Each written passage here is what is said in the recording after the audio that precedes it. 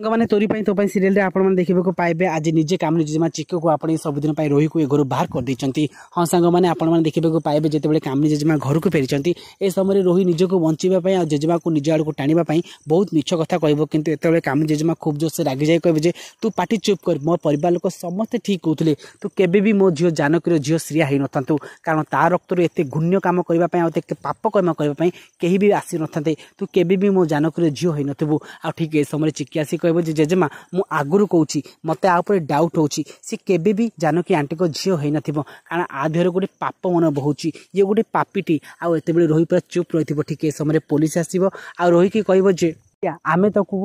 Murder case रे arrest कर रोही पूरा डरी जा निजक बचाई बहुत चेष्टा कर किंतु कहीं भी साहाय्य करेनि आ ठीक ए समय चिक्की कह तू जब निजक बचाइबा चाहूँ ताले तो गोटे मो कथा राजी होगा पड़ो तू सबुदिन ए घर छाड़ी चली जा आ समय रोही राजी हो निज बैग धरी ए घर बाहर जीव। फ्रेंड्स आपण मानक एपिसोड केमी लगी जब भल लगी आमको येस बोली कमेंट करूँ।